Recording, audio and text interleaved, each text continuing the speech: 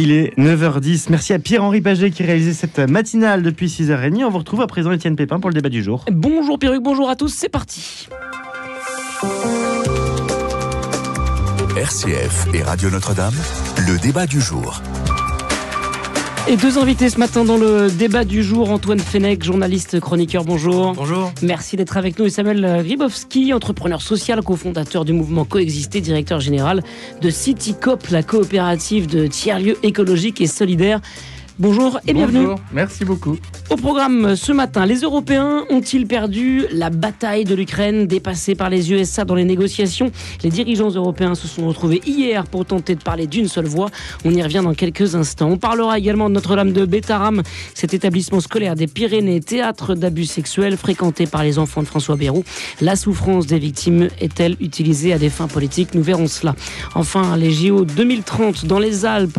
Le coup d'envoi est donné aujourd'hui à Lyon. Quid de la transformation du modèle du ski dans nos montagnes? La question est posée et nous y répondrons dans cette émission. Bienvenue. Les dirigeants européens étaient réunis en urgence hier à Paris. Ils ont exhorté les États-Unis à rester impliqués dans la sécurité en Europe et ont tenté de parler d'une seule voix malgré leur division sur l'envoi des troupes de maintien de la paix. Une paix solide et durable en Ukraine doit s'accompagner de garanties de sécurité fortes et crédibles. C'est ce qu'a déclaré Emmanuel Macron ce matin sur X à l'issue de la réunion, après laquelle il a dit s'être entretenu avec les présidents Trump et Zelensky. Le président américain Donald Trump a semé, lui, le désarroi chez ses alliés européens en parlant la semaine dernière avec son homologue russe Vladimir Poutine, faisant planer la menace de voir le vieux continent rester spectateur d'une négociation en tête-à-tête pour mettre fin à 3 ans de guerre en Ukraine. Première question, Antoine Fenech, est-ce que l'Europe est encore un acteur crédible dans la bataille pour la paix en Ukraine et en Russie ? Visiblement, on a l'impression que non, malheureusement. C'est triste de voir un continent comme l'Europe aujourd'hui être relégué au second plan. Vous voyez aujourd'hui que l'histoire se joue en tête-à-tête entre Donald Trump et Vladimir Poutine, puisque voilà, et Sergueï Lavrov qui est de la délégation russe. C'est meilleur de prendre de court. Enfin, les uns les autres se prennent de court. Cette réunion d'urgence hier à Paris, cette réunion aujourd'hui en Arabie Saoudite, les uns et les autres se croisent. La négociation n'est plus coordonnée et on se fait un peu chacun des queues de poisson, quoi. Oui, alors d'un côté, on est triste pour l'Europe parce qu'on se dit forcément, c'est un conflit qui est sur le territoire, sur le sol européen, donc c'est nos voisins les Ukrainiens. Et de l'autre côté, on se dit mais à quoi jouent les dirigeants de l'Europe, puisque se joue la paix. Il y a une occasion là d'avoir la paix. Alors forcément, oui, Donald Trump prend de court, mais en même temps, Donald Trump, il est réputé pour agir vite. Il avait dit dans sa campagne qu'il ne souhaitait plus aucune guerre sous son mandat. Et si l'Europe est en retard aujourd'hui, clairement. Donc il y a une occasion de faire la paix et il faut vraiment que les États européens discutent avec Vladimir Poutine, et ce n'est pas le cas aujourd'hui encore. Samuel Gribowski, est-ce que tout cela est la définition même de l'échec de la capacité de l'Europe à négocier sur le plan international au-delà d'elle-même? C'est la définition du camouflet. C'est clair, c'est la définition du camouflet. La France a eu le courage de quitter le commandement militaire intégré de l'OTAN en 1966. Il faut aujourd'hui qu'on se repose la question. Le principe de féodalité qu'on défend avec les États-Unis depuis Nicolas Sarkozy est un principe dont on pensait qu'il allait justement nous mettre à la fois au centre du jeu et nous protéger. Et en fait, c'est une fausse croyance. Cette participation à l'OTAN, ça nous aligne sur des intérêts qui ne sont pas les nôtres. Et cette négociation qui se fait sans nous et dans des mauvais termes, parce que c'est une paix qui est injuste. C'est une paix qui ne remet pas en cause les conquêtes territoriales, qui ne remet pas en cause la défense russe. Mais aujourd'hui, on ne peut plus faire machine arrière. Je pense à la Crimée, par exemple. C'est pas possible de faire machine arrière. Le politique peut toujours décider de ce qu'il veut faire. Il y a tellement de situations dans l'histoire où on pensait qu'il n'était pas possible de faire machine arrière et on a fait machine arrière. Si vous lisez la presse en 1938, après l'Anschluss, on ne pensait pas faire machine arrière entre l'Allemagne et l'Autriche. On peut toujours faire machine arrière. La question, c'est qu'est-ce qu'on veut comme projet politique. Aujourd'hui, on a une Union européenne qui est fragile, alors qu'elle a les moyens de se doter d'une défense qui lui est propre, qui lui permette de ne pas être aligné sur les intérêts ni russes ni américains, et c'est le projet que nous devons défendre. On a peut-être une fenêtre de tir, c'est que dans la négociation actuelle, la Russie a obtenu de Trump que l'Ukraine n'adhère pas à l'OTAN. En revanche, La Russie n'a pas mis sur la table la question de l'adhésion à l'Union européenne. Et donc, il est temps, dès maintenant, de rendre hommage à toutes ces personnes qui sont mortes avec le drapeau européen. Un drapeau qui, lui aussi, a recueilli le sang versé, contrairement à ce que certains ont pu dire. Et donc, de travailler à cette intégration pour que l'espace européen dispose de sa défense et de sa diplomatie. Alors, sans refaire l'histoire, mais en construisant l'histoire, en construisant demain, quel peut être le positionnement de l'Europe désormais on a vu une Europe soutenir l'Ukraine, même militairement, mais sans s'engager militairement sur le terrain. C'est peine perdue, ça fait maintenant 4 ans que ça dure, c'est déjà trop, quoi. Moi, ce que je pense déjà, il faut penser aux Ukrainiens d'abord. Aujourd'hui, vous avez au total 1 million de morts et de blessés des deux parties. C'est ce que les médias s'accordent à dire, les spécialistes de cette guerre. Je pense qu'il faut d'abord penser à tous ces gens qui vont au combat. On a vu l'abaissement de l'enrôlement de l'âge dans l'armée ukrainienne de 27 à 25 ans. Moi, j'ai vu un reportage l'autre jour sur des pauvres Ukrainiens qui essayaient d'échapper à la TCC, donc qui est l'organisme d'enrôlement des Ukrainiens dans l'armée. Voilà. Côté russe, on va chercher des combattants en Corée du Nord. Oui, évidemment. Je veux dire, le drame est vraiment partagé. Cette guerre est terrible des deux côtés. Il y a des morts des deux côtés. Il y a une occasion de faire la paix. Et aujourd'hui, on voit qu'il y a un sommet à Paris. On discute d'envoyer potentiellement des soldats ou non. Tout ça sur fond de est-ce que l'Europe est encore une grande puissance, est-ce qu'elle a encore son mot à dire. Mais l'intérêt supérieur des Ukrainiens et aussi des Russes qui sont engagés dans le combat est de faire la paix et d'arrêter ces massacres. Donc il faut peut-être lâcher un peu prise et essayer de construire une nouvelle relation, puisque l'administration Trump est différente de celle de Biden. Il y a forcément des nouvelles relations. La donne a changé entre les États-Unis et l'Europe. Et il faut prendre en compte ces nouvelles relations diplomatiques qui vont arriver. Attention quand même, pour ne pas reproduire dans le futur les erreurs du passé, il faut savoir quelle histoire on raconte. Aujourd'hui, il n'y a pas de symétrie dans cette violence. Il y a du point de vue des pertes humaines, des drames, bien sûr, des deux côtés. Et du point de vue politique, il faut quand même dire et redire qu'on est face à une agression injuste, illégitime, barbare, d'un régime autoritaire face à une démocratie, et c'est quand même fondamental de nous remettre ça en tête. Et donc du coup, pour l'intérêt des Ukrainiens, c'est le point sur lequel nous sommes d'accord, de travailler justement à cette intégration européenne qui aujourd'hui semble plus que jamais le seul poumon de respiration de l'humanité aujourd'hui, d'avoir des démocraties humanistes qui, tant bien que mal, essayent de laisser le droit comme norme de l'organisation de l'État. Une démocratie, des démocraties humanistes, très bien, mais en même temps qui ont laissé... mais un peu pourrir la situation. Depuis 4 ans, on n'a trouvé aucune solution avec l'Europe. Là, ça, on est Donald d'accord, Trump, notamment... il est prêt à régler les problèmes en 24 heures. Bon, il ne l'a pas encore fait, mais ça n'empêche qu'il y a cette espèce de volonté d'aller vite pour sauver des vies. Mais la fin ne justifie pas les moyens. Sinon, évidemment, tout est facile à régler en 24 heures. La question de pourquoi est-ce que l'Union européenne a mis tant de temps à résoudre cette question, contrairement à Donald Trump, c'est aussi une question de rapport de force. Et j'en reviens à la cohérence de ma première intervention, qui était de vous dire que la défense européenne est un sujet qu'il faudra remettre sur la table, parce que si nous sommes ensemble à 27, nous sommes très forts. Ça veut dire quoi une défense européenne selon vous, Samuel ? Ça veut dire de travailler à la création d'un dispositif militaire européen. D'une armée européenne, bien sûr. C'est un horizon à laquelle on ne pourra pas échapper, comme une Europe fiscale, comme une Europe sociale. Une Europe fédérale comme les États-Unis d'Europe, quoi. Ça, c'est le rêve, c'est l'utopie peut-être. C'est un rêve pour vous, ouais. Pour moi, c'est un rêve, les États-Unis d'Europe, bien sûr. Après, on n'en est pas aujourd'hui à cet agenda. Il faut rester concret. Par contre, d'un point de vue concret, une défense européenne, c'est une question qui, même du point de vue de mes adversaires politiques, qu'est le bloc central aujourd'hui, est une question qui est défendue. Donc on a un consensus assez large quand même dans la vie politique française, à l'exception de l'extrême droite, dans le fait de construire cette défense européenne. Donc il faut s'y atteler dès maintenant, pour nos intérêts. Aujourd'hui, moi, ce que je constate, c'est que l'Europe n'a jamais été aussi fragilisée diplomatiquement dans le monde. Ce qu'on constate aussi, c'est que aujourd'hui, sur le plan financier, cette guerre, sur le plan financier, elle a fait très mal sur le plan financier, sur le plan politique, sur le plan diplomatique. On a vu depuis 2 ans des dissensions. Là encore hier, vous parlez d'une armée européenne, mais déjà vous voyez que Olaf Scholz ne veut pas envoyer des soldats en Ukraine. Macron est favorable, l'Angleterre est favorable, et puis vous avez d'autres pays qui sont pas favorables. Je veux dire, comment voulez-vous commencer à construire une armée européenne quand vous avez déjà les principaux pays membres fondateurs de l'Union européenne qui ne s'accordent pas déjà? Et aussi, un élément important de dire, c'est que en l'état actuel des choses, avant de créer une armée européenne, il faut déjà avoir une armée nationale. En France, on a de quoi tenir 3 jours en termes de munitions sur un front de combat. Donc il faut déjà reprendre notre industrie, recréer une industrie européenne et après se dire est-ce que, oui, on peut avoir une armée commune, comment la déployer, etc. On en est très très loin aujourd'hui. Est-ce qu'il ne vaut mieux pas, pardon, je vais le dire comme ça, investir dans une industrie de la diplomatie plutôt que de l'armée? Au fond, le mieux c'est d'éviter la guerre quand même. Oui, bien sûr, le mieux c'est d'éviter la guerre. On a déjà évidemment l'arme nucléaire qui est une force de dissuasion implacable. Évidemment qu'il faut aussi agir pour avoir une armée conventionnelle, mais finalement, il faut déjà se mettre d'accord diplomatiquement avec les autres États membres de l'Union européenne, ce qui n'est pas le cas aujourd'hui. Et donc la diplomatie, c'est très important. Vous voyez aujourd'hui, on est sur le point peut-être d'avoir une paix entre l'Ukraine et la Russie, et je le souhaite de tout cœur, même si ça implique de négocier avec des dirigeants qui sont parfois autoritaires.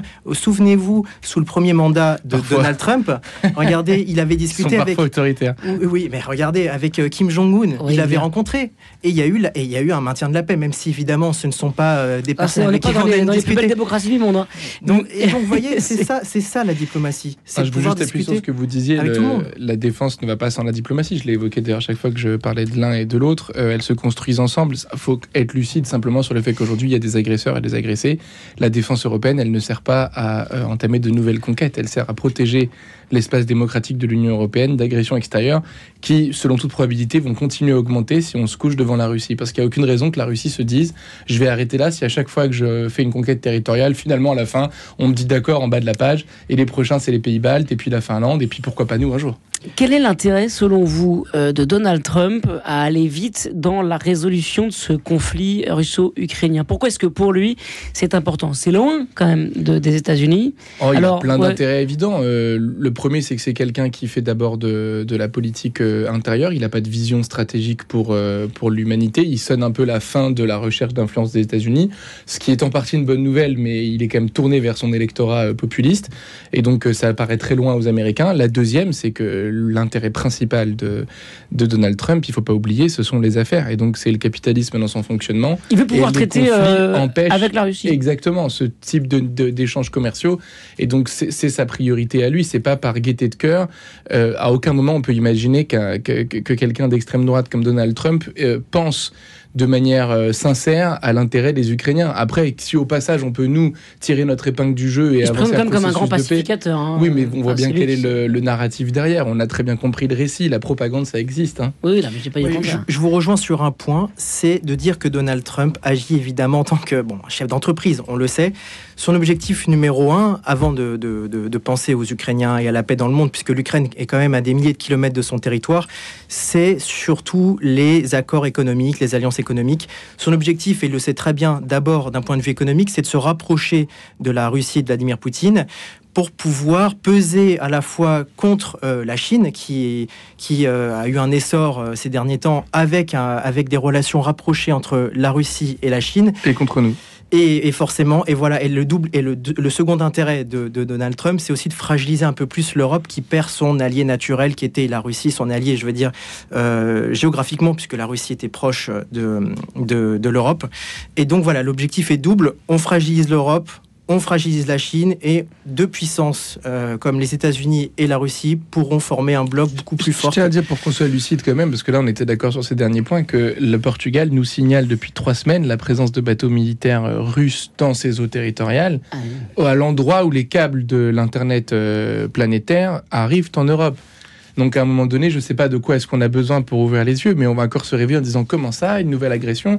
Les signaux faibles ne sont plus des signaux faibles. Samuel Grybowski, tout à l'heure vous faisiez référence à des épisodes de la première moitié du XXe siècle, en parlant de l'Anschluss, en parlant de des événements. De Munich à Munich, ouais, on est dedans. Mais voilà, exactement, qui rappelle évidemment ce qui se passe aujourd'hui. Avec la déclaration du vice-président américain à Munich, on sent quand même que l'histoire se répète. L'histoire se répète un peu. Est-ce que c'est quelque chose que vous craignez et qui peut véritablement arriver. Est-ce que finalement on a la mémoire courte sur ces grands sujets-là ? C'est quelque chose que je crains. Je pense que l'inculture de nos sociétés sur les questions historiques risque de nous poser de grands problèmes. La disparition de la mémoire aussi, avec les derniers survivants d'Auschwitz qui meurent cette décennie qui arrive. Et pour le coup, Auschwitz, c'est un lieu qui a beaucoup compté pour moi en tant que lycéen, auquel je suis retourné 5 fois, organiser des voyages de la mémoire, et ça a été un des premiers moments de ma conscience politique. Et à Auschwitz, il est écrit sur cette porte, à Birkenau, après le fameux Arbeitsmarktfrei, le travail rend libre, le pavillon suivant est écrit « Celui qui oublie l'histoire est condamné à la répéter ». Et je pense que nos sociétés sont un petit peu amnésiques en ce moment sur certains sujets. Ne pas voir le point commun entre Musk, j'ai oublié son prénom, Elon Musk et les prémices du Parti national-socialiste des années 30 en Allemagne, c'est quand même un déni, peut-être parce qu'on se dit on ne pourra plus jamais vivre ça, mais ça n'est pas vrai. Aujourd'hui, nous avons des signaux faibles nombreux. Et c'était un des sujets du Forum pour la paix qui a eu lieu à Paris il y a quelques mois et à l'initiative de la communauté Saint-Egidio, je vous y renvoie, on a fait tout un sujet là-dessus sur notre site rcf.fr et radionotre-dame.com. Antoine Fenech. Moi j'ai l'impression, Samuel, que vous y allez un peu fort avec ce type de comparaison. C'est dangereux selon vous, Antoine, ça ? Oui, parce que on compare avec ce qu'il y a eu de pire dans l'histoire quand même. Tout ce qui est génocide, ça nous renvoie aux heures les plus sombres. Il faut quand même, il y a un gap. Ce qui se passe, c'est qu'il y a une guerre, oui, mais il ne faut pas non plus dire tout de suite qu'il peut y avoir ce qui s'est passé dans les camps de concentration. On n'en est pas du tout là aujourd'hui. D'ailleurs, Vladimir Poutine, la Russie n'a aucun intérêt à attaquer la France ou un pays occidental, puisque il y a toujours eu cette relation d'amitié avec la France. Souvenez-vous, en 1915, la triple entente, la France s'est battue aux côtés de la Russie. On est quand même pour le coup très loin. Oui, il s'est passé plusieurs choses. Il y a une amitié commune. Révolution soviétique. Je suis d'accord. On a toujours essayé de préserver cette amitié entre la France et la Russie. Et donc aujourd'hui, il y a une guerre entre deux peuples slaves, une guerre qui n'aurait même pas dû avoir lieu si la diplomatie on avait fait de la diplomatie avant. Donc c'est bien dommage. Après, de là à dire que oui, on n'est pas sûr que la Russie va attaquer la Pologne, va attaquer un autre État de l'Union européenne. Pour moi, aujourd'hui, c'est un non-sens de dire ça, puisque on voit que Vladimir Poutine, c'était pas du tout son engagement initial. L'engagement, c'était sur les régions autoproclamées et sur la menace de base militaire de l'OTAN. Donc, vous voyez, on fait des rapprochements, mais avec des choses qui n'ont pas lieu d'être aujourd'hui. Samuel Grivowski, sur le danger de faire des rapprochements comme ça historiques. Ah non, pour moi, il n'y a pas de danger. Au contraire, c'est une exigence morale. Sinon, on arrive dans une répétition des qui aurait pu prédire. Les personnes, au sorti de la Seconde Guerre mondiale, n'ont eu de cesse que de répéter pourquoi est-ce qu'on n'a pas ouvert les yeux plus tôt. Donc il n'est pas question de faire des rapprochements sur ce qui se passe maintenant et ce qui s'est passé pendant la Shoah ou à Auschwitz. Il est question de faire des rapprochements sur le processus d'escalade.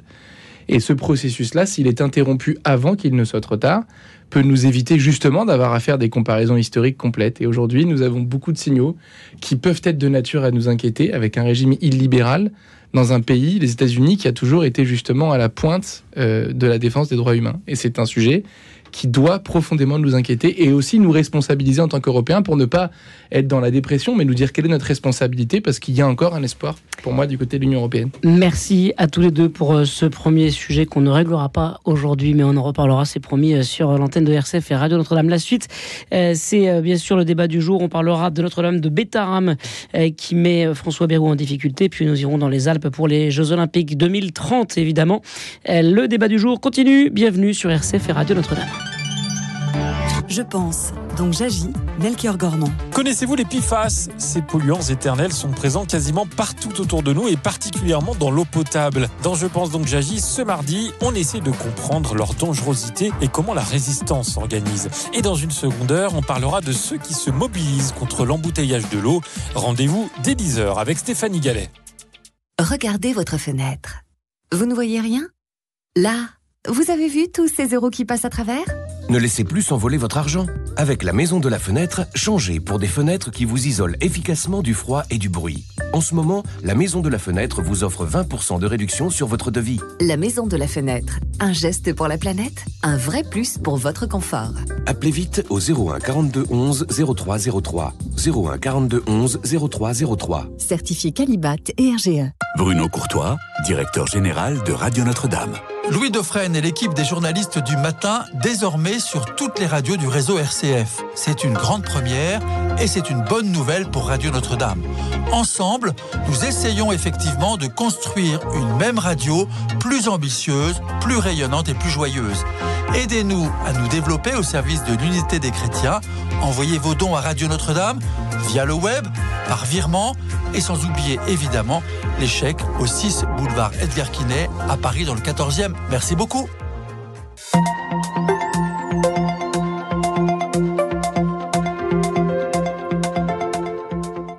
On est ensemble jusqu'à 10h. Tout de suite, le retour de l'info avec vous, Cécile Mérieux.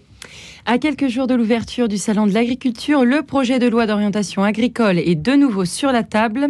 Après le vote du Sénat, les deux chambres tenteront dès ce soir d'aboutir à une version commune lors d'une commission mixte paritaire.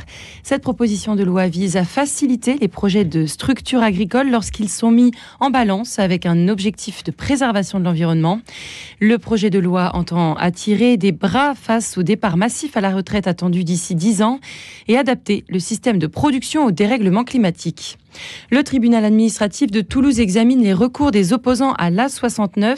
Ces derniers réclament l'annulation de l'arrêté préfectoral autorisant la construction de l'autoroute entre Toulouse et Castres. Selon eux, il n'y a aucune raison impérative pour justifier le projet. Réunion en urgence hier à Paris. Les dirigeants des pays clés européens exhortent les États-Unis à rester impliqués dans la sécurité de l'Europe. Ils ont tenté de parler d'une seule voix malgré leur division sur l'envoi de troupes de maintien de la paix. Nous n'obtiendrons la paix que par la pression, affirme le ministre des Affaires étrangères, Jean-Noël Barrot. Il projette des nouvelles sanctions dès lundi prochain. Elles viseront les ressources énergétiques et tous les moyens de détournement de sanctions par la Russie. De hauts responsables américains et russes ont entamé ce matin à Riyad une réunion sous haute tension. Elle vise à relancer une relation au plus bas depuis l'invasion russe de l'Ukraine et préparer un possible prochain sommet entre M. Trump et Poutine. Au Liban, malgré la fin du délai d'application de l'accord de trêve, Israël a confirmé maintenir des troupes dans 5 points stratégiques pour surveiller la frontière. Elle s'oppose au cadre de l'accord de cessez-le-feu avec le Hezbollah qui prévoyait un retrait total de l'armée israélienne du territoire libanais. Et enfin, le pape François reste hospitalisé. Cela fait une semaine qu'il est soigné pour une bronchite. Cependant, le Vatican donne des nouvelles rassurantes. Il indique que son état se stabilise. On lui souhaite bon établissement, prompt établissement pour laisser le temps aux journalistes de finir les vacances scolaires. Voilà, on continue ce débat du jour jusqu'à 10h. RCF et Radio Notre-Dame, le débat du jour. Le débat du jour continue sur RCF et Radio Notre-Dame avec Antoine Fenech et Samuel Gribowski. On va maintenant parler des violences sexuelles à Notre-Dame de Bétarame. Les victimes sont-elles instrumentalisées à des fins politiques ? Pour rappel, François Bayrou a assuré mercredi dernier n'avoir jamais été informé des agressions sexuelles dont sont soupçonnés des membres de l'établissement catholique Notre-Dame de Bétarame. C'est dans les Pyrénées-Atlantiques, un établissement qu'ont fréquenté ses enfants. Il a déposé une plainte en diffamation. Depuis 1 an, le parquet de Pau mène l'enquête sur une centaine de plaintes visant des faits présumés de violence, agressions sexuelles et viols. Le Premier ministre est associé depuis plusieurs jours à ce scandale. N'y a-t-il pas là une instrumentalisation d'un drame à des fins politiques, Samuel Gribowski ? Non. Certainement pas. Pour moi, aujourd'hui, il y a la prise de conscience de quelque chose d'extrêmement grave qui met en difficulté le Premier ministre parce qu'il est allé rendre visite en prison à l'une des personnes accusées. Il a diligenté justement une enquête très tardivement parce qu'il a été prévenu des faits les plus graves sans agir suffisamment. Aujourd'hui, on ne peut pas dire qu'il y a une récupération politique. Il y a 112 plaintes. Imaginez ce que ça veut dire. On n'est pas sur 2 témoignages dans la presse de gauche. On est sur 112 plaintes. Donc des gens qui ont eu le courage de porter plainte, sachant que toutes les statistiques aujourd'hui, en psychologie sociale, en criminalité, nous montrent que les gens qui portent plainte sont souvent le 10e qui a eu le courage de le faire. Donc on est potentiellement sur 1 millier de victimes dans cet établissement.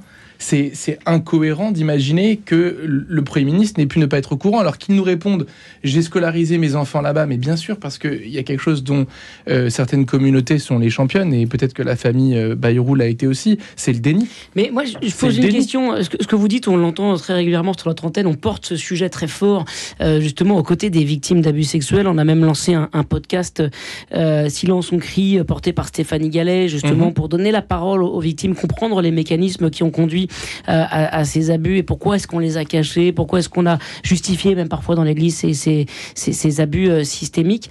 Je me demande s'il n'y a pas un focus dans cette histoire parce que le Premier ministre est concerné. Et au fond, ce serait pas rendre hommage aux victimes. Vous voyez ma question ? Je suis pas d'accord avec vous pour le coup, parce que sur le fait que ça rende pas hommage aux victimes, je suis d'accord avec vous sur le fait qu'il y a un focus parce que c'est le Premier ministre.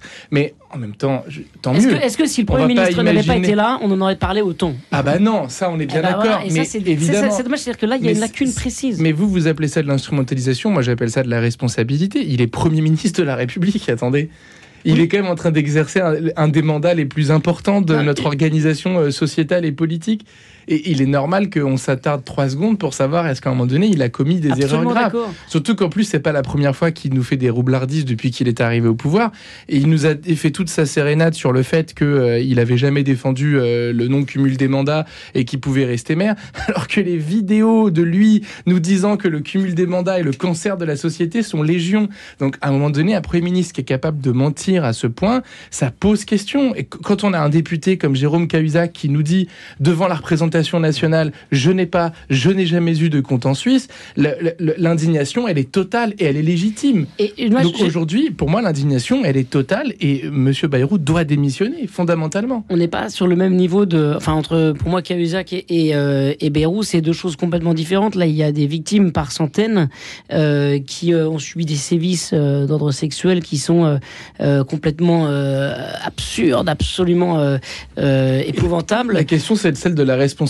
J'en parlais récemment avec des responsables de l'INIR. Vous avez raison de parler de l'exemplarité de ce qui peut se faire sur l'antenne de RCF, Radio Notre-Dame ou au sein de l'Église. Il y a un manque d'exemplarité du point de vue de l'éducation nationale sur la façon dont on a protégé les victimes en moment voulu. Et justement, pour rendre hommage aujourd'hui à ces victimes, celles que j'entends, celles que je lis, nous disent « Nous avons alerté l'éducation nationale auprès d'un ministre qui a été ministre pendant 4 ans, qui avait, c'est très long à l'échelle républicaine, qui avait les moyens d'agir et qui n'a pas pris la mesure des événements, notamment parce qu'il était intéressé. » Ça nous rappelle le lien de la famille AOC, j'ai oublié son nom de famille, la ministre des Sports, des JO. Ah oui, avec Oulia Castara. Avec le lycée Stanislas, et on voit bien justement maintenant encore que une les fois, enquêtes... c'est pas comparable parce que là il y a des victimes qui ont vécu des drames. Mais il y en a aussi à Stanislas. Ce qui est comparable, c'est que quand on est lié à un établissement, on a tendance à vouloir le protéger consciemment ou inconsciemment. Ouais. Et aujourd'hui, force est de constater que quand il était ministre, M. Bayrou n'a pas pris ses responsabilités. Si justement il avait pas été lié à cet établissement, il aurait agi probablement avec plus de déontologie. Antoine Fellec. Alors, je suis d'accord avec une partie de ce que vous venez de dire, mais il y a une autre partie, il y a un point aussi qu'on ne peut pas ne pas évoquer, c'est que ça arrange quand même un petit peu la France insoumise quelque part, cette histoire. Pourquoi je dis ça ? Parce que le budget, ça ne vous a pas échappé, est en train d'être voté à l'Assemblée nationale. Le nouveau Front populaire a été fracturé. Bayrou a réussi un petit peu son coup, entre guillemets. Voilà, le PS, les filles se sont séparés sur leurs accords communs. Mais on voit que cette affaire pourrait bénéficier un petit peu, en semant un peu la zizanie, si vous voulez, au sein du gouvernement. C'est comme une sorte, si vous voulez, de vengeance, c'est-à-dire appuyer sur cette histoire qui est terrible, c'est malheureux. C'est un scandale, vraiment, ce qui est en train de cette affaire de Betaram. Mais ça arrange quelque part un peu la France insoumise, qui voit là une possibilité de faire démissionner François Bayrou. C'est en cela que je disais que c'est instrumentalisé. Écoutez, si quelqu'un qui est sous OQTF est condamné pour une affaire criminelle, ça va parfaitement arranger l'extrême droite. J'ai aucun souci, au contraire, à ce que cette personne soit condamnée. On ne renonce pas à faire ce qui est juste parce que ça arrange nos adversaires. C'est quand même une folie d'évoquer une chose pareille. Bien sûr que ça arrange la France insoumise et aussi adversaire soit-il. On ne renonce pas à faire ce qui est juste. Après, sinon, en ce cas, on ne condamne plus aucun UQTF parce que ça arrange l'extrême droite. Non, le fait que ça les arrange, c'est un effet de bord. La question, c'est qu'est-ce qui est juste de faire. Aujourd'hui, l'enjeu, bon voilà, il y a cet enjeu pour ce parti politique, mais il y a un enjeu qui est beaucoup plus important. C'est là que je vous rejoins. C'est là où Samuel l'a dit, l'enjeu, c'est d'abord faire le droit des victimes. Il faut faire la lumière sur la responsabilité ou non de François Bayrou, si il était vraiment au courant ou pas. Là, dans la même semaine, il a pris 2 fois la parole à l'Assemblée nationale en disant non, je n'étais pas au courant, etc. Et samedi dernier, il dit à l'antenne de différents journalistes que finalement il avait ordonné une inspection en 1996. Donc il y a quand même double discours. C'est très inquiétant. Vous avez quand même aussi un témoignage d'un juge. C'est pas tous les jours qu'on voit ça. Une rencontre entre Bayrou et un juge. Vous avez un témoignage d'une ancienne enseignante. Vous avez plusieurs personnes qui commencent à concorder, à dire des choses similaires. Administration pénitentiaire, une visite en prison. Et ça aussi. Donc c'est quand même assez incriminant. Il va falloir faire la lumière rapidement sur cette histoire. Et François Bayrou, il est déstabilisé. Il va falloir qu'il dise toute la vérité. Vous remarquerez que pour protéger les victimes, je ne vous ai pas parlé du budget. Par contre, je vous parle de démission parce que je vous parle de sa capacité à exercer des responsabilités. Et déjà, de toute façon, pour moi, dès lors qu'il avait dit « je n'ai rien contre le cumul des mandats », alors qu'on a une collection de colliers, de ribambelles de lui nous disant que c'est le cancer de la démocratie, c'est quand même, à ce moment-là, on pouvait quand même se dire « mais qu'est-ce qui s'est passé dans la tête de ce monsieur ?» Alors, il y a aussi quelque chose d'important de mentionner, c'est que François Bayrou, en 1992, il était président du Conseil général des Pyrénées-Atlantiques. Donc, il était quand même en charge des collèges et des lycées. Alors, les lycées, c'est les régions. Ah ouais, des collèges. Donc, il avait quand même une responsabilité importante. C'est quand même difficile de croire qu'il n'était pas au courant, surtout qu'il y avait un de ses enfants qui était scolarisé là-bas, et sa femme qui était catéchiste dans l'établissement. Donc, ça pose des vraies questions. Si jamais on arrive à prouver sa potentielle responsabilité, pourquoi aurait-il caché tout ça? Pour protéger peut-être sa femme qui avait un emploi là-bas. Il y a quand même une distinction entre la responsabilité et le fait de ne pas l'avoir révélé ou de dire qu'il ne savait pas. Enfin, c'est pas lui. Enfin, a priori, comme ça, il n'est pas coupable d'autre chose que de ne pas l'avoir dit. Non, mais il est responsable en tant que ministre de l'Éducation, parce que les lycées sont gérés par les régions, les collèges par les départements, du point de vue de l'organisation financière et quotidienne. Les enseignants, ils sont tous, et les directions et les contrats sont tous gérés par l'Éducation nationale au central. Donc il y a quand même une flotte de fonctionnaires, et surtout qu'il a eu des signalements à ce moment-là. C'est ça, encore une fois, qui est la question qui lui est posée. Donc il n'est pas coupable, il n'est pas lui pédocriminel, personne ne dit ça. En l'occurrence, il est à la tête d'une organisation qui ne participe pas à protéger ses victimes comme d'autres ont su le faire. Voilà. Et le fait de cacher, si jamais c'est prouvé, le fait de cacher ce genre d'agissement, donc c'est des agressions qui sont très graves, c'est des crimes très graves, c'est potentiellement se rendre complice, mais de facto, si vous dénonciez pas, alors que vous avez cette information, vous avez la connaissance de ce type d'agissement, c'est pénalement répréhensible, évidemment.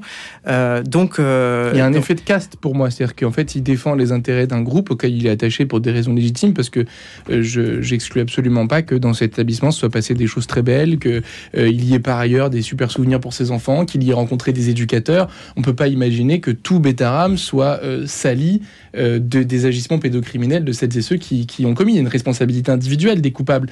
Pour autant, cet effet de caste, de protection, qu'on a vu aussi à Stanislas, alors que les enquêtes étaient quand même lourdement à charge, doit nous interroger sur est-ce que nous défendons un groupe, un clan, une famille, une religion, une communauté, ou est-ce qu'on défend la justice? Et en l'occurrence, la boussole de M. Bayrou semble avoir dysfonctionné en indiquant le sud au nord.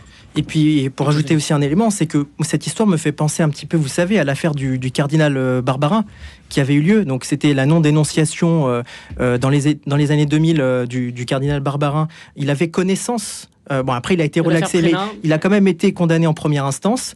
Et puis après, relaxé. Voilà, et puis relaxé. Mais attention, il a décidé de lui-même de se retirer. Donc, quand même, tout ça, c'est un petit peu suspect entre ce que je voudrais vous dire. Donc, cette histoire est similaire. Et donc, le fait de ne pas dénoncer ce genre d'éléments, c'est quand même déjà un petit peu être... voilà. Est-ce que, pour boucler la boucle sur le plan politique, est-ce que ça en ferait quand même un deuxième en peu de temps, comme vous sembliez le suggérer, il faudrait que François Bayrou démissionne? Oui, malheureusement, je suis désolé, mais pour moi... Ça commence à faire beaucoup, là. Bien sûr, mais pour moi, la justice est un principe plus important que la stabilité des institutions. Et en plus, la stabilité des institutions n'est pas menacée dans un pays comme la France, avec la continuité de l'État, par des démissions de gouvernement. On n'est pas en train de vivre aujourd'hui on n'est pas en Ukraine, justement. Il n'y a pas de destruction de l'appareil public. Donc, il y a un gouvernement qui doit changer. En l'occurrence, M. Bayrou n'est plus capable d'être Premier ministre. Moi, je dirais aujourd'hui, tant qu'il n'a pas reconnu officiellement, voilà, présomption d'innocence, c'est le droit français, vous devez respecter ça, évidemment. Mais tant qu'il ne reconnaît pas de lui-même ou que c'est prouvé, avec des preuves. Les preuves commencent à arriver, évidemment, mais c'est pas encore jugé, etc. Donc évidemment, cette fonction qu'il occupe est quand même, ça l'oblige aussi. Donc même avec une présomption d'innocence, c'est compliqué de rester en poste. Donc j'ai du mal à croire qu'il arrivera à se maintenir en l'état actuel des choses. À suivre donc sur RCF et Radio Notre-Dame. Le débat du jour continue avec nos deux invités, Antoine Fenech, Samuel Grybowski. Bienvenue à tous.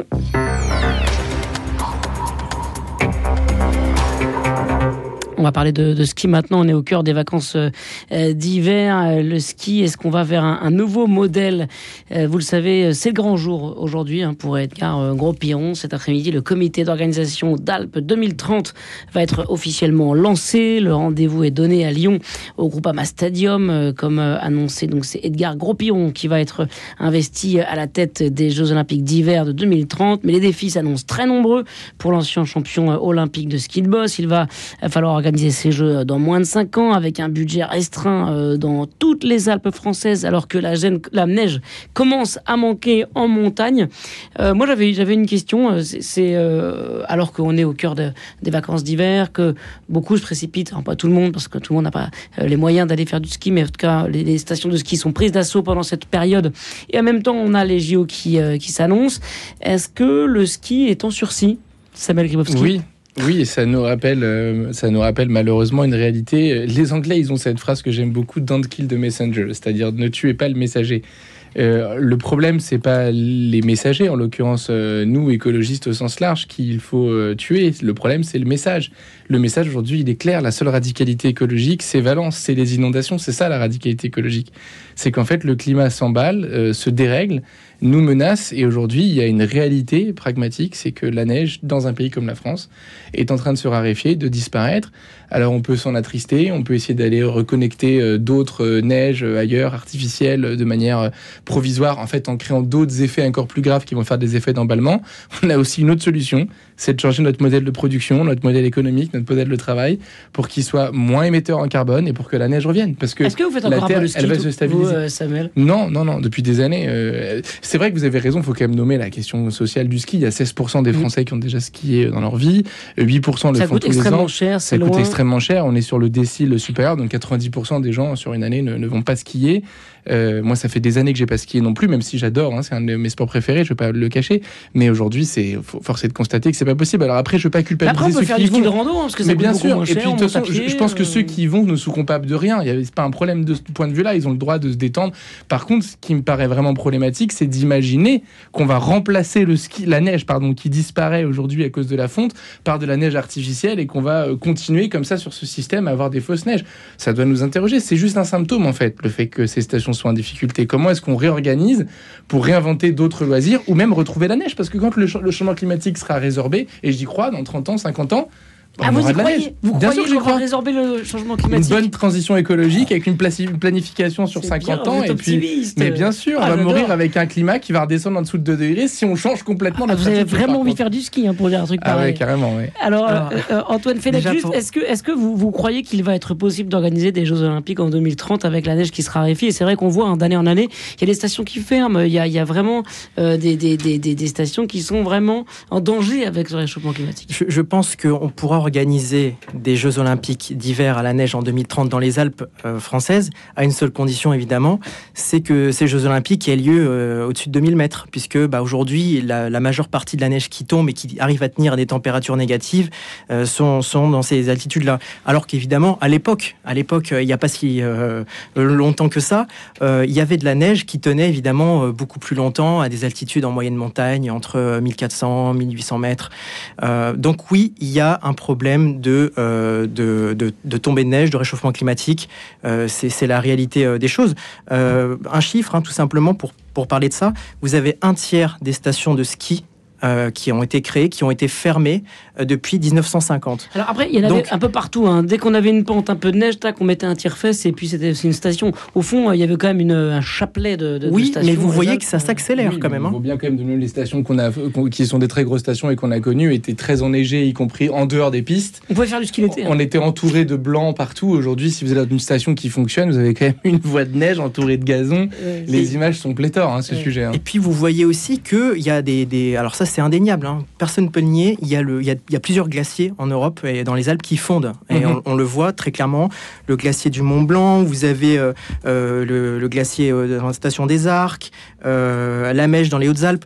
Donc tout ça montre que oui, il y a un effet sur le court terme et à l'échelle de la planète. C'est trop rapide et c'est pas normal d'avoir des glaciers qui sont censés ne jamais fondre parce que les températures restent négatives toute l'année et commencer à fondre, et c'est assez inquiétant parce que ça va de plus en plus vite. Donc 2030, je pense que oui, évidemment, c'est dans 5 ans, mais à l'échelle moyenne et long terme, ça va être de plus en plus compliqué. Il faudra aller de plus en plus haut et utiliser des canons à neige qui sont pas beaux, qui utilisent beaucoup d'énergie, qui propulsent certes de la neige, mais ne vous ouvriront pas une station complète avec ça.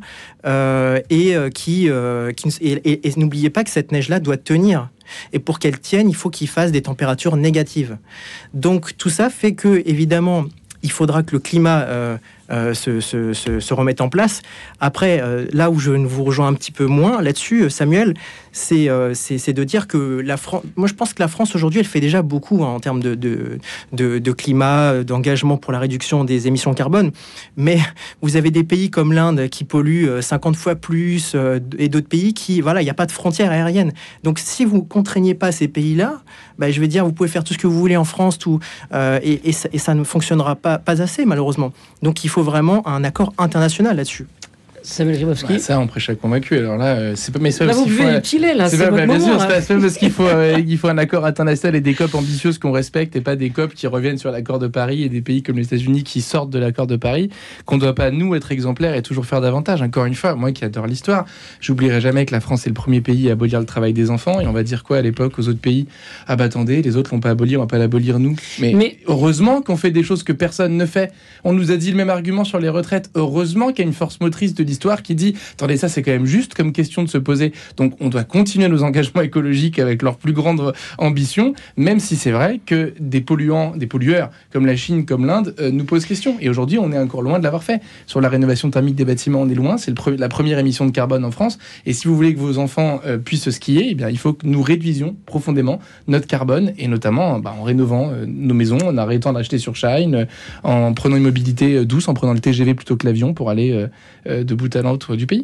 J'ai une question sur ce qu'on fait de la montagne. C'est vrai qu'aujourd'hui, la période de ski est réduite. Autrefois, on pouvait faire du ski dans les stations très hautes toute l'année, même l'été. Il y avait des stations comme l'Alpe d'Huez, les Deux Alpes, Val d'Isère. On pouvait faire du ski tout au long de l'été, toute l'année. En fait, on pouvait faire du ski, ce qui n'est plus du tout possible. Aujourd'hui, on fait du ski entre janvier et mars, et encore quand la saison est un peu longue. Moi, je pense à tous ces acteurs de la montagne, ces saisonniers qui sont là, qui vivent de ça. Comment on transforme cette montagne pour qu'elle reste encore un lieu de vie, quoi. J'ai une réponse qui va vous surprendre. J'étais avec un groupe d'activistes la semaine dernière et on faisait un partage, un tour de parole pour essayer de se poser la question: quel était le postulat de départ de notre engagement? Pourquoi est-ce qu'on accepte de faire de la désobéissance, d'aller au pied de la tour Total, de saccager des voitures au mondial de l'auto et d'interpeller l'opinion comme ça? Vous avez fait ça, vous, Samuel? Moi, personnellement, non. Mais j'ai soutenu ce genre d'action. Et j'étais même au tribunal récemment, c'est public, pour soutenir des personnes en tant qu'historien. J'ai défendu et argumenté pourquoi, pour alerter l'opinion, il est important d'utiliser des méthodes parfois qui choquent, qui bouleversent et qui font changer nos pratiques. Pour détruire des voitures, pour lutter contre l'utilisation. En l'occurrence, vous n'avez pas détruit, on les a recouvertes. Mais ça, c'est un autre sujet, vous me faites rire. En l'occurrence, je vais revenir au postulat de départ. Moi, je me suis dit, attendez, on va répondre, mais parce que notre postulat de départ, c'est le monde est injuste, le monde, on est en colère. Eh ben, figurez-vous que le postulat de départ de toutes les personnes autour de table, c'est le monde est beau. Mais il pourrait ne plus l'être. Donc le monde est beau, la montagne est belle, comme Jean Ferrat le dit. Donc si la montagne est belle, il est possible d'y vivre des choses extraordinaires. Et mais ça, c'est quoi qu'il intéressant arrive. parce que pour une fois, on parle de ce sujet sans être un lieu de contrainte et négatif. Vous savez, quand on parle de l'écologie, c'est toujours pour dire on va plus pouvoir faire ci, c'est interdit de faire ça, si on continue, on pourra plus. C'est toujours à la forme négative, quoi. Là, vous dites que la montagne est belle. Ça me plaît d'entendre ça, Antoine Fenech. Oui, mais la montagne est magnifique. On a la chance en France d'avoir 2 chaînes de montagnes et puis aussi des montagnes en Corse. Plus que ça. On a le Massif central. Oui, bien sûr. On a 2 énormes. On en a au moins les monts 5 ou d'Arrée. 6. Les monts d'Arrée. Vous avez Le le massif armoricain, le Jura, les Vosges. Et les Ardennes aussi. Évidemment. Oui, donc on a cette chance-là en France. Et moi, je me rappelle d'avoir passé un été en 2021 magnifique, puisque j'avais pu passer 15 jours dans les Écrins. Ce parc naturel de haute montagne magnifique, vraiment, j'en garde de très très bons souvenirs. Vous avez des lacs en été, vous avez de la randonnée, du VTT. Et je pense que ces activités-là vont être de plus en plus développées, puisqu'il y a de moins en moins de neige. Les spécialistes vous disent que vous avez en moyenne 1 mois d'enneigement en moins dans l'année maintenant. C'est un fait, c'est un constat. Donc, il faut développer de plus en plus ces activités-là. Là, par exemple, j'ai récemment vu qu'à Val Thorens, ils ont installé un belvédère à 3000 mètres d'altitude. Donc voilà, pour une plateforme pour observer en fait tout le panorama des Alpes. Vous avez des restaurants, des bars, etc. Et je pense que ce type d'installation va avoir de plus en plus lieu dans les Alpes, puisque la saison de ski et d'enneigement va diminuer progressivement, et de l'autre côté, vous allez avoir de plus en plus d'été et de températures élevées. Donc, il faut diversifier les activités. Bon, le VTT existe déjà, la randonnée, mais il ne faut pas sous-estimer ces activités qui sont vraiment des activités très plaisantes. Moi-même, je peux vous le dire, j'en ai déjà fait. Je suis complètement d'accord avec tout ça. Il faut aller habiter en montagne aussi, peut-être un peu, pourquoi pas. Allez, faire un exode urbain. Moi, j'ai vécu 18 mois dans le Jura après la présidentielle pour me reposer parce qu'elle était éreintante. Et j'ai adoré. J'étais là-bas avec ma conjointe. On était dans un lieu exceptionnel. La vie est différente. Et puis, il y a cette question, par contre, de la relation entre les néos et les anciens. Ruraux. De ruraux, exactement. Donc, ceux qui débarquent, et donc, il y a à respecter les traditions, les pratiques. Vous vous êtes senti perdu là-dedans, vous ? Non. Parce que c'est quand même très, très, très loin culturellement, quoi, de Paris, quand même. Ouais, moi j'ai grandi à Paris pendant 29 ans, donc je vais pas vous dire le contraire, mais non, j'ai trouvé que c'était un lieu d'accueil, d'hospitalité. J'étais dans le pays de Gex, donc sur les flancs du Jura, les flancs orientaux du Jura, et c'est aussi une façon de faire vivre cette montagne-là, que d'y aller, que d'y vivre. Il faut renouer avec la nature. Bien sûr, je pense, bien sûr, ça fait du bien au moral tous les jours de pouvoir se balader. C'est très important pour le développement personnel. Et voilà, pour revenir sur les activités en montagne, je pense que dans un premier temps, il faut, pour les commerçants, s'adapter à cette nouvelle réalité. Et puis, peut-être que dans un avenir plus ou moins lointain, les saisons d'hiver pourront recommencer, les saisons de ski comme à l'époque. Donc voilà, c'est une question de s'adaptation. Gribowski, hyper enthousiaste et optimiste.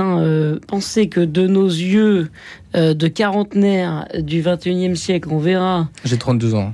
Oui, d'accord. Bon, alors, okay. Je sais que j'en fais 46, on m'a dit ça la semaine dernière. Vous avez quelques cheveux blancs, j'ai remarqué. Oui, c'est ça. Faut devoir tomber la neige. Faut devoir tomber la neige. Eh bien, voilà. Mais oui, mais c'est en fait, si on se bat, parce que vous m'avez invité aussi en tant qu'activiste, si on se bat, c'est parce qu'on veut protéger la beauté du monde, c'est qu'elle est menacée. C'est ça qui se passe aujourd'hui, c'est qu'on risque de la perdre, mais on croit à un avenir meilleur.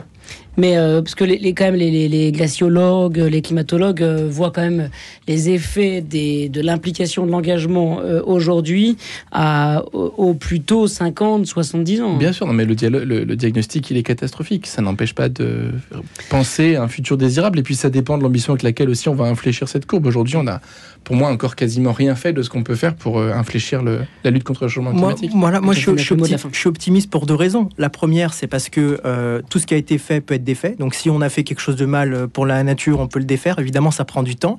Si on a pris le Donbass, on peut le rendre. C'est un autre sujet. Tout ce qui a été fait peut être défait. Allez-y, Antoine Fenech. Et une dernière chose, c'est que l'Europe déjà fait beaucoup avec les voitures électriques d'ici 2030. Donc je pense que l'Europe est en avance. Il faudra que les autres pays suivent.